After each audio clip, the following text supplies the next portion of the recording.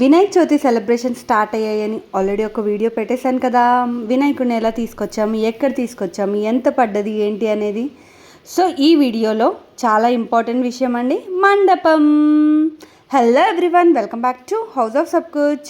So మేము మండపం వినాయకుడి కోసం ఎలా అలంకరించాము అనేది ఈ వీడియోలో చూసేద్దాం. ఈ బల్లలు ఉన్నాయి కదా, మేము మియాపూర్లో తీసుకున్నాం అనమాట. 3 years అవుతుంది.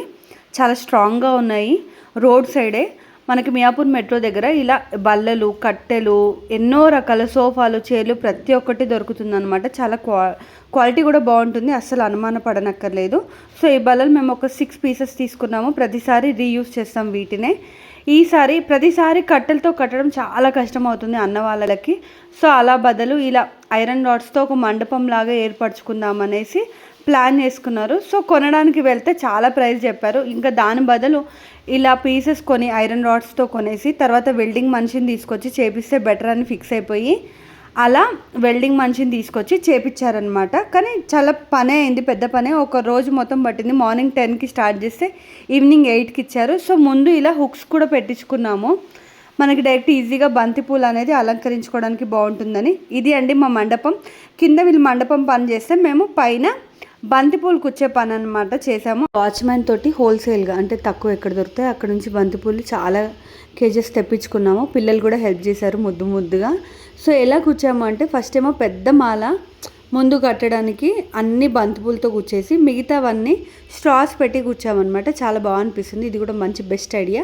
అయిపోగానే ఇంకా అన్ని సామాన్లు తీసుకొని ఇంకా కిందికి వచ్చేసాము. ఒక్కొక్కరు ఒక్కొక్క పని అనేది స్టార్ట్ చేశారనమాట. బేగం బజార్ నుంచి కర్టన్ క్లాత్స్ అనేది ఆర్డర్ చేసాము. వాళ్ళు ర్యాపిడో చేశారనమాట. White plus red. So 63 meters white, 30 meters అలా రెడ్.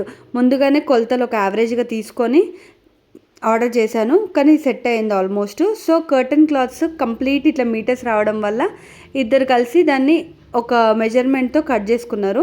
ఆ తర్వాత స్టాపుల్ చేద్దాం అనుకున్నాము. స్టాపుల్ కన్నా కుట్టడం బెటర్ అని చెప్పేసి మా ఫ్రెండ్స్ ఇద్దరు ఒకరి తర్వాత ఒకరు ఒక్కొక్క కర్టన్ అలా, ఎందుకంటే చాలా 63 meters అంటే ఏం చిన్న విషయం కాదు, చాలా పెద్ద విషయమే. సో అది కూర్చొని కుట్టడం కూడా అతి పెద్ద టాస్క్ అనే చెప్పాలి. చాలా ఓపికగా కుట్టారు. ఆ తర్వాత వాళ్ళు ఒక దిక్కు ప్యారల్గా కుడుతూ ఉంటే ఇంకా అన్న వాళ్ళందరూ కలిసి మంచిగా ఫస్ట్ వైట్ కర్టన్ అనేది కంప్లీట్గా కుట్టాము. ఆ తర్వాత దానిపై నుంచి రెడ్ కర్టన్ అనేది తీసుకున్నాము.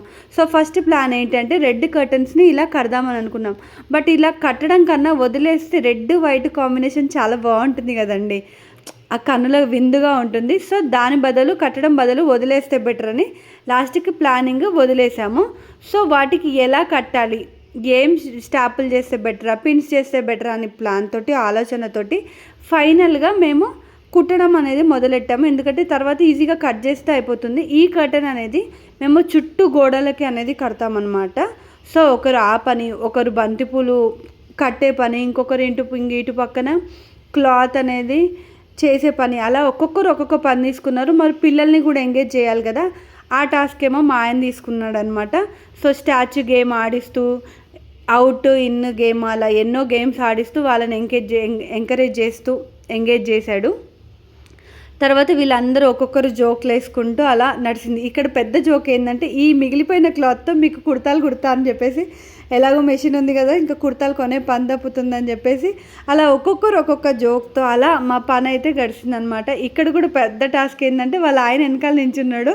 సో పెళ్ళిలో ఎలా తొంగి చూస్తామో అలా తొంగి చూసుకుందామా అనుకుంటూ అలా ఫన్తో ఓవరాల్గా మా గణేష మండపం అనేది రెడీ అయిపోయింది. పెద్ద చెరుకు గడ్డలు కూడా తెప్పించాము, వాటిని అలా కట్టాము. తర్వాత లైటింగ్ కూడా ఉంటే బాగుంటుందని చెప్పేసి లైటింగ్ అనేది అలా వేసామన్నమాట. ఇంకా ఎన్నో రకాలుగా లైటింగ్ అనేది వేయచ్చు. మాకు ఇలా స్వీట్గా క్యూట్గా అనిపించింది.